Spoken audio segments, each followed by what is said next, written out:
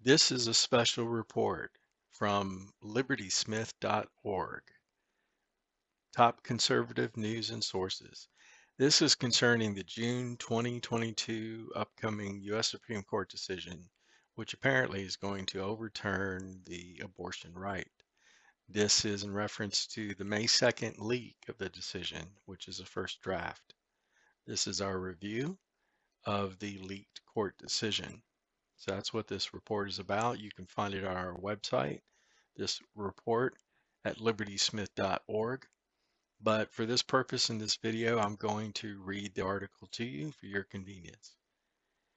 The title of the article is The End of Roe, Yes. The End of Legalized Abortion in the U.S.? No. So I'm going to take you through this. How can this be? On Monday, May 2nd, Politico published a leaked copy of a February 1st draft of the upcoming June majority decision of the U.S. Supreme Court, which apparently would overturn the abortion right through overturning two abortion rights cases, Roe v. Wade in 1973 and Planned Parenthood versus Casey in 1992. May 3rd, the next day, the U.S. Supreme Court verified the authenticity of that leaked draft decision in a statement. It's linked here and you can get to it and review it yourself. Most think that overturning Roe would automatically end abortion throughout the entire United States. Well, obviously, in this leaked draft decision, the U.S. Supreme Court decided that you can overturn Roe without ending legalized abortion throughout the entire United States. But why would any sane and competent pro-life leader work specifically to do such a thing? This is the $6 million question of the century. Now, I have a series of videos chosen off the internet. I also have the story in videos if you can be interested in looking through those news reports. Now, at the top, I have a little memento from my background. I've been a pro-life activist. I'll explain that in a second, but God does answer prayers. This is a piece of razor wire from a shut down abortion clinic that happened to be a part of that shutting down process. And that might be a good story for another day. My name is Citizen Dave. It's a moniker. I'm the editor of Liberty Smith. And as a 25-year veteran pro-life activist and leader, I'm also a political and governmental historian and constitutional scholar. I've reviewed this 98-page leaked first draft majority opinion decision and the following are my opinions and insight. That was the original plan to overturn Roe v. Wade, and in doing so, guarantee the ending of legalized abortion throughout the entire United States, once and for all. The real story is more sinister the more you dig. Unborn children and pro-life Americans were betrayed by national pro-life organizations 30 years ago when they started to work against their own founding strategy, establishing personhood for the unborn. Come to find out, establishing personhood was the only way to end legalized abortion once and for all in the United States. So I put this disaster squarely upon them. So here we are, now 50 years after Roe, next year, and legalized abortion will remain. I'm shaking my head and my heart sinks as I write this. I'm angry and I have plenty of choice words I could say. And after you finish reading this report, I'm sure you will have some also. It is also okay to cry once you understand what's been going on. Is this a win for unborn children? Definitely not. Is this a win for the U.S. Constitution, the rule of law, federalism, and the U.S. Supreme Court getting their own house in order? Definitely yes. With Roe v. Wade only able to be overturned once, could pro-life leaders and legislators have used a pro-life strategy that would also have guaranteed the ending of legalized abortion once and for all throughout the entire United States? Definitely yes. But did they? No.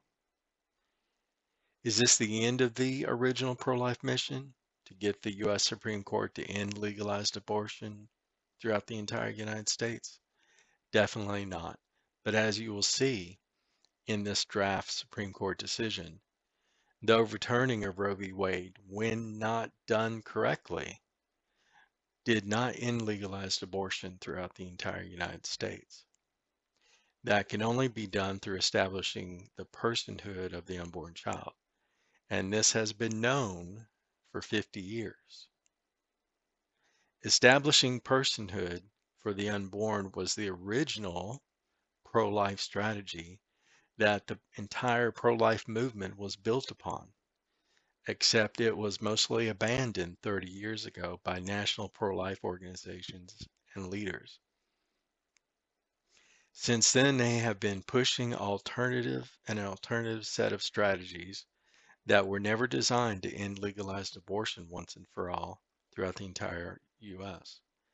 It looks like now they have accomplished their mission of failed strategies. First, this is only a draft of the majority opinion from February that was expected to properly and officially be announced to the public at the end of June. It is not the final decision, as the normal cycle of writing, circulating it, getting feedback, editing corrections, and starting the cycle again had only just begun. Second, the leaked opinion, even at this early stage, does reveal that the U.S. Supreme Court is now ready to overturn the abortion right through overturning the two main abortion rights cases, Roe v. Wade of '73 and Planned Parenthood of 1992. And over here I got links to the original Politico articles and a direct link to the PDF file of the actual leaked Supreme Court opinion. So you get to see all this. And I do recommend checking out personhood.info, a website that talks about the personhood strategy, the original strategy to end abortion.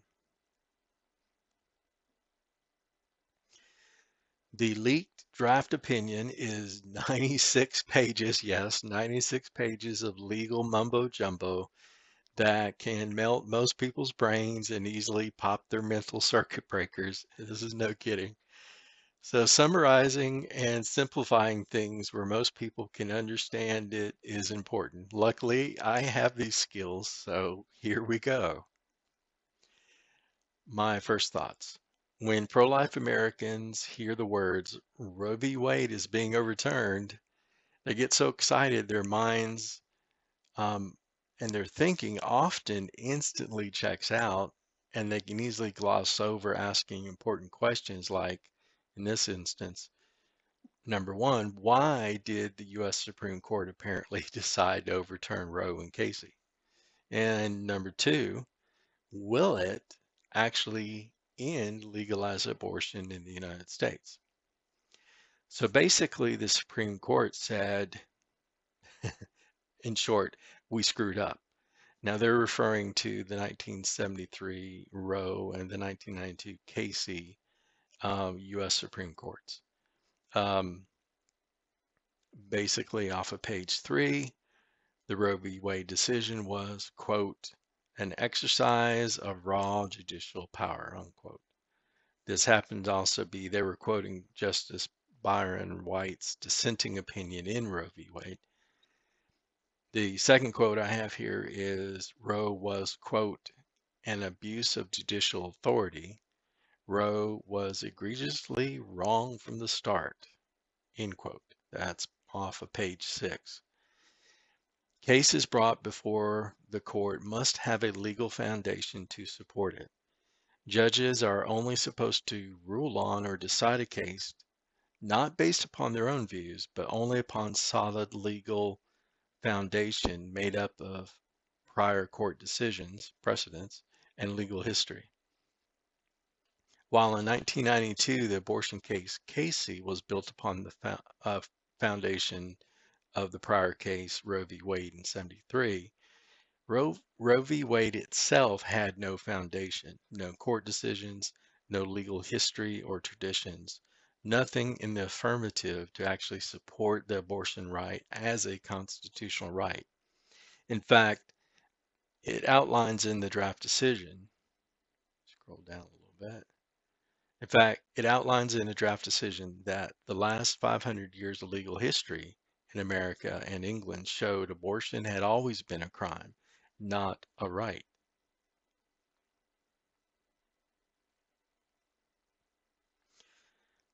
So the court feels that for reasons of clear overreach and severe lack of upholding proper judicial protocols and ignoring historical precedent, the Roe and Casey cases were really, really bad decisions that must be overturned. So they did it for technical reasons, not for the reason that unborn children are persons, human beings, and should not be murdered. So they passed the buck, the responsibility on abortion decisions, back to the state legislatures and possibly Congress also. The leaked draft decision does not end legalized abortion in the United States. The draft decision does not affect, alter, accomplish that main pro-life mission. The draft decision basically just ends the abortion right on the federal level and its constitutional connection to the 14th Amendment. In other words, basically it ended the U.S. constitutional right. Where there was once one main battleground, the federal courts, now there will be 50 plus battlegrounds now in the U.S. states and territories. And I say, yeah, not so excited now, huh? Sending it back to the states. Yes, no, maybe, yes, but with conditions. What those conditions exactly, the exact details of what are yet to be determined. Yes, that means many more court cases. The U.S. Supreme Court has generally passed the buck, the responsibility on abortion decisions back to state legislatures and possibly Congress also. But it should have never been done this way. The pro-life movement, the national organizations, decades ago turned their backs on their own founding main key strategy, establishing personhood for unborn children. They firmly knew that establishing personhood was the only way to end legalized abortion in the U.S. once and for all, and it still is. Yet for 50 years, they have failed to fully and properly implement it. In fact, about 30 years ago, they mostly abandoned personhood altogether. It's true. Very disappointing. But can personhood still be established in this new environment? Yes. It will be much more difficult, but it will not be impossible. And this battleground will remain primarily in the federal court system. In the quote below, even the 1973 U.S. Supreme Court understood the overwhelming weight and power of establishing personhood for the unborn. This is a quote from the actual 1973 majority decision. It says, if the suggestion of personhood for the unborn, and the things in black are things I added. So if the suggestion for the if the suggestion of personhood for the unborn is established, the Roe v. Wade abortion rights case, of course, collapses, for the fetus's right to life is then guaranteed. Now, I know Roe v. Wade is expected to be overturned, but these are legal, these are justices giving this opinion on the topic of personhood and actual weight. Basically, the right of to life, the right of the woman to make, or any person to make their own medical decisions is very high. But the right to life of the unborn child or any person is actually higher when weighed between the two than the woman's right to make her own medical decisions. Unless she's trying to save her life, that's different. But if she is pregnant and she's having a baby and she's doing it for convenience, well, that's not more important than the right to life of the unborn child. So establishing personhood basically is a legal recognition.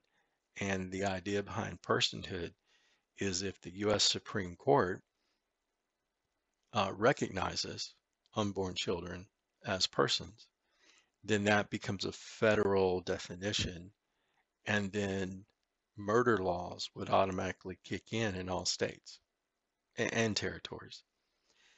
So it would be basically the accepting the definition of an unborn child as a person would, in fact, be law of the land.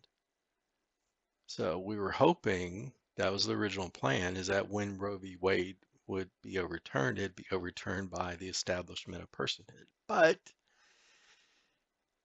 people unfortunately screw up. And when they screw up big time, you can only overturn Roe one time. It was done in a manner that did not establish personhood. Establishing personhood would easily overturn, as I said, in actual majority decision of Roe v. Wade, you know, if even the suggestion of personhood was established, then the abortion rights case collapses, for the fetus's right to life is then guaranteed. So that, yeah, don't get me started. Okay, this current case, Dobbs versus Jackson Women's Health Organization. It appears that the state of Mississippi will win, be allowed, allow the 2018 law to be enforced. This federal case challenged the constitutionality of the 2018 Mississippi state law that banned abortions after the first 15 weeks of pregnancy. In the draft decision, the conclusion from the court was on page 67. Quote, the Constitution does not prohibit citizens of each state from regulating or prohibiting abortion. Roe and Casey arrogated, fancy word, that authority. We now overrule those decisions and return that authority to the people and their elected representatives. It goes on a little bit, but it says, and so ordered. So this is like the bottom end of that, bulk of that. The rest of the pages are appendices and have a lot of other information that they refer to. Arrogated means to unduly take, claim without a right or authority to appropriate. Now, what does all this mean? Dum, da, dum. Many more court cases are coming, but let's start with some simple things. It says, return that authority to the people and their elected representatives. Well, this means returning the decision-making on abortion to the state legislatures and possibly, I mean, it was talking about state law, so it's definitely returning it to the state legislatures, and it possibly could be considered Congress also. I think that will have to be tested.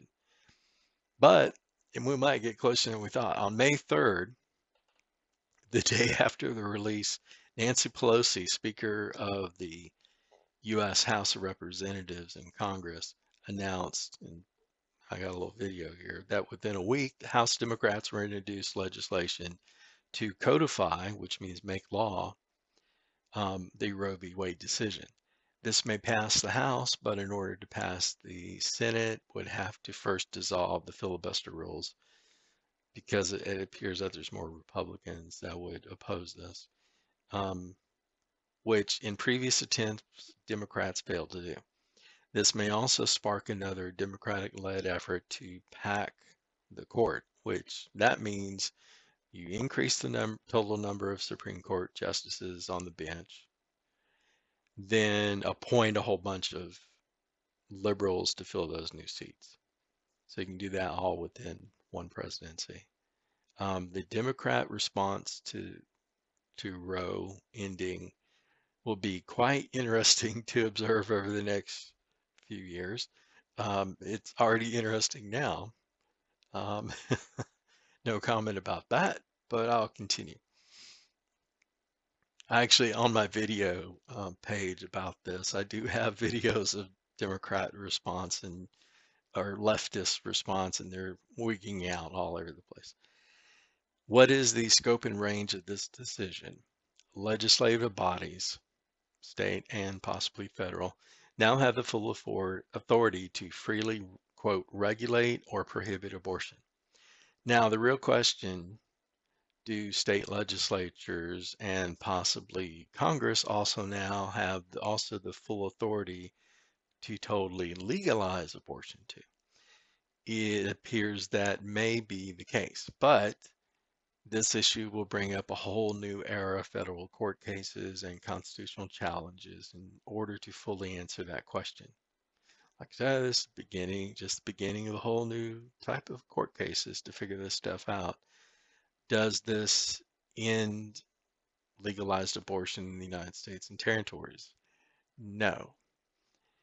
It passes the responsibility, or could be considered restores the responsibility back to the state legislatures and possibly Congress also, i.e. our elected representatives, to decide. The draft opinion does not protect the life of the unborn children against murder. Now a brand new massive legal swamp of confusion is beginning. Trust me, it's gonna get weird. You thought it was weird before. It's a whole nother level of weird now. The divided states of America. This may also seriously revive similar days. You need to learn your history. Before the American Civil War, where the United States was divided into free states and slave states. States that supported slavery, who outlawed it. Now, it looks like we may have liberal Democrat controlled states totally legalizing abortion, and most other states either one returning to an early 1900 era, um, most states completely outlawed abortion, except obviously for the life of the mother, or in a pre-Roe state where just some states outlawed abortion under, or excuse me, allowed abortion under certain limited situations.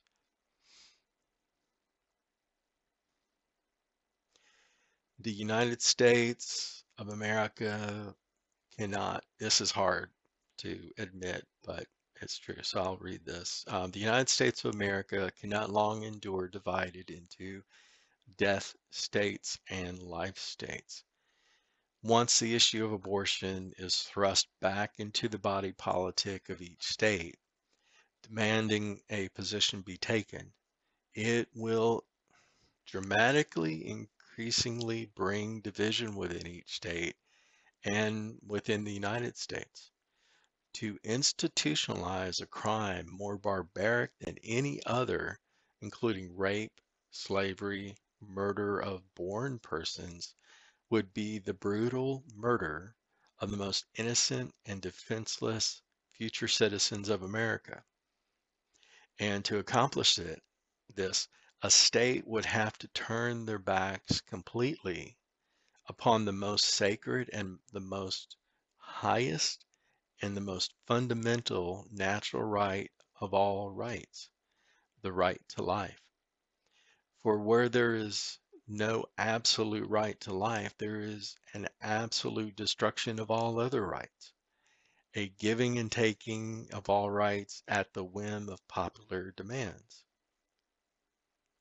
This would be the beginning of the end of liberty and civilization in this land if revival of the heart does not come to the people first.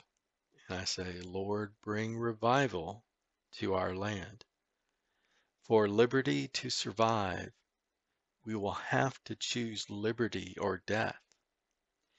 For a liberty-loving state could not long survive themselves when joined in a union with those who are opposed to the most important right of all people, the right to life of all human beings, born and unborn. It is these rights upon which the United States was founded, and it is what keeps us united and in one purpose. Without them, we must dissolve our bonds with those who oppose it. This is the natural order of things, liberty or death. This is the choice.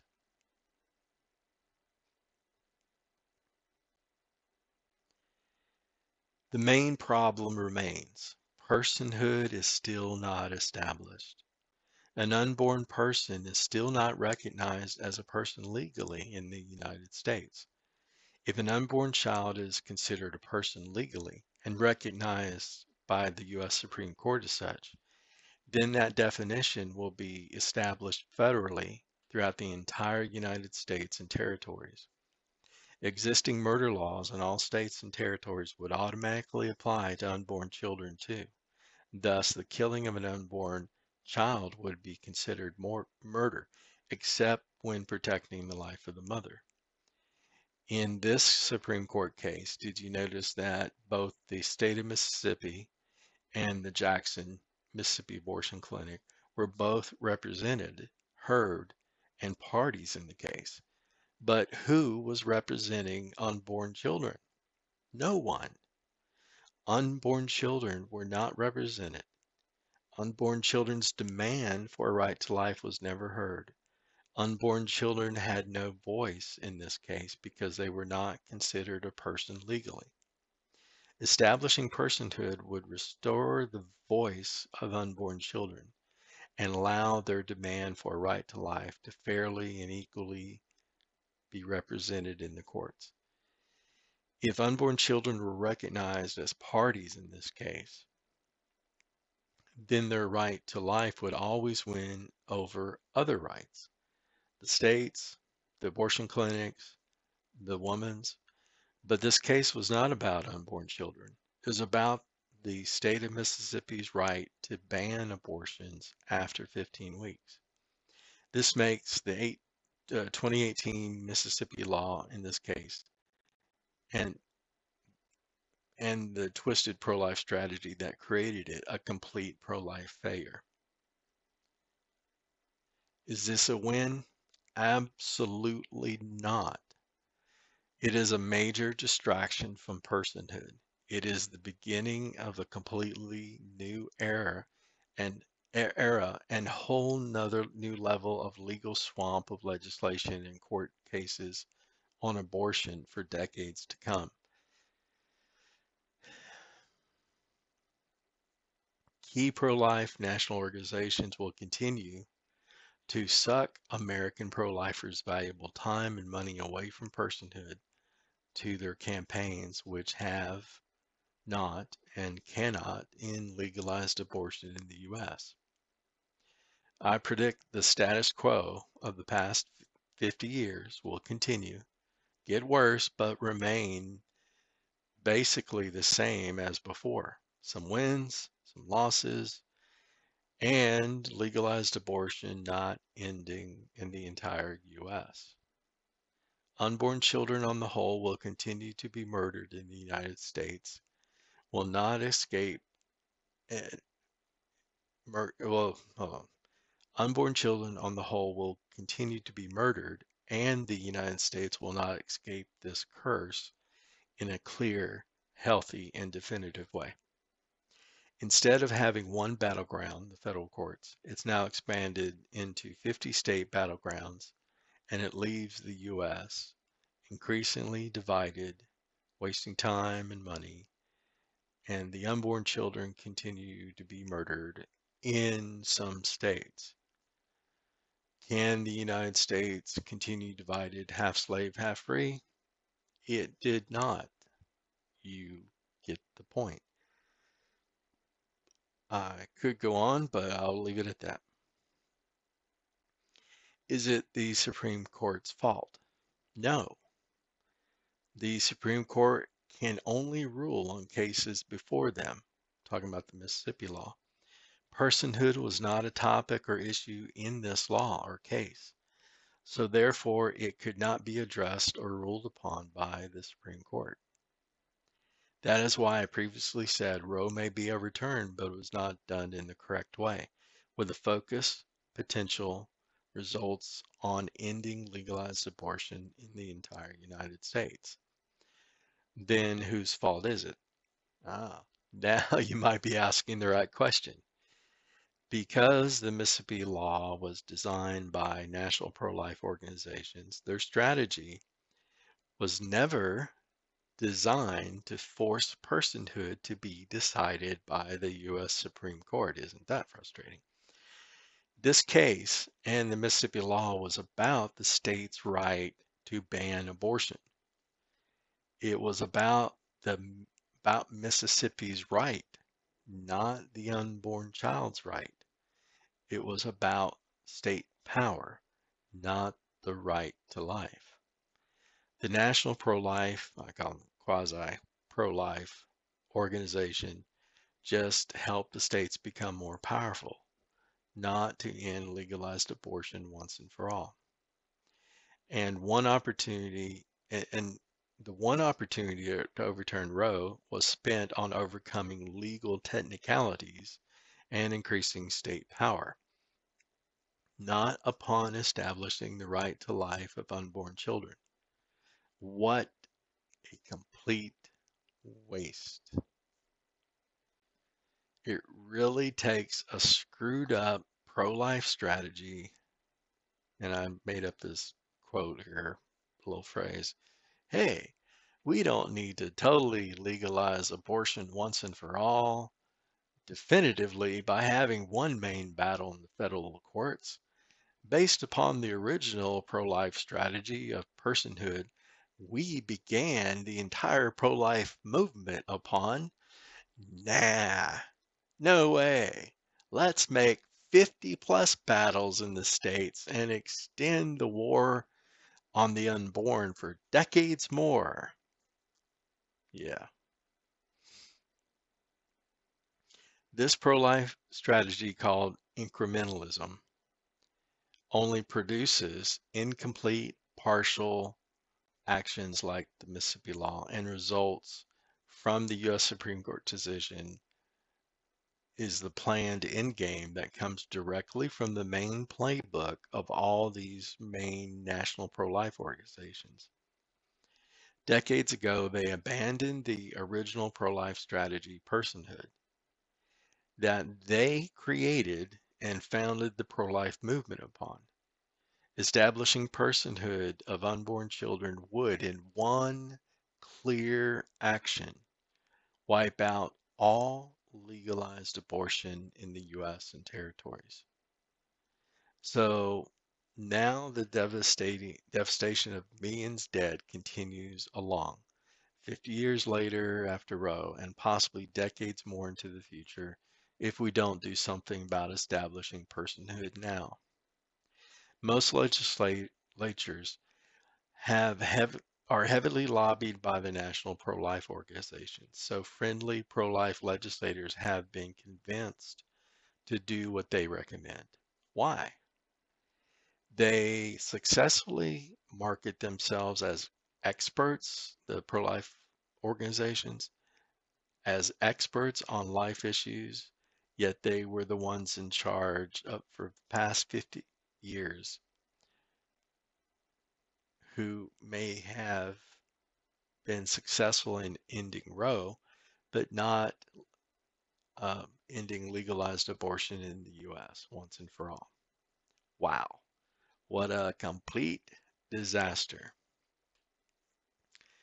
On page 64 of the leaked opinion, it states, indeed, In this case, 26 states expressly asked us to overrule Roe and Casey and return the issue of abortion to the people and their elected representatives. Wonder who convinced them to do that. I would think you would say that bandwagon has flat tires. Too many have drunk the poison Kool-Aid of ineffective, non-principled, and non-liberty based strategies for decades, and the fruit or results are self-evident in this leaked draft decision, a complete failure to end legalized abortion throughout the entire United States. Now, I did a little research and found, according to some sources, the Alliance Defense Freedom, the Mississippi law apparently was founded upon their model legislation. So, have a little quote from their website. And on that, if the court overturns Roe v. Wade, abortion would become a state's issues prior, blah, blah, blah. Basically, they never meant it to end abortion. They just wanted it all to go back to the states. To have 50 battles, with territories of more than that, 50 plus battles. Why on earth would they want to do that when they could have knocked it out through establishing personhood through the Supreme Court? Yeah. Okay, I tracked down the culprits. Now then again, this was the model legislation. Other organizations have been pushing this idea, so it's not necessarily anything new. And all these mainline pro-life organizations have basically been pushing this concept. A new generation of pro-life leaders. Yes, it's happening even though you may not see it. We're now 50 years out from Roe v. Wade, and many of the younger generations have not accepted what the national pro-life organizations have been feeding them. I say they, we do our own research. They learn and work within different networks that many have built themselves out of pro-life activists who feel the same way. Those who have been more pure in their ways have analyzed the work of national pro-life leaders and organizations and found them to be corrupt, inept, and unprincipled, in which has caused their actions to be fruitless for 50 years. What should you do? Pray, seek God on this. I mean, who has all the answers except God? Educate yourself on personhood. Go to personhood.info and start learning. Decide to never support a national pro-life organization again. If this is a true passion and you sincerely care about ending legalized abortion, then you must take action that really makes a difference. That means you must stop being led and start learning enough to do what is truly right, instead of following those who've been directly responsible for allowing 50 years of legalized abortion to continue and waste time, which means more babies murdered. I have a few links here of videos. I click here, you go to the videos, my full videos page. I have some excerpts from some notable excerpts from the draft decision. So that is it. Scroll back up. Of course, if you want to play the videos, you'll have to come to the website. Here's a link, brief review of the videos that I have attached.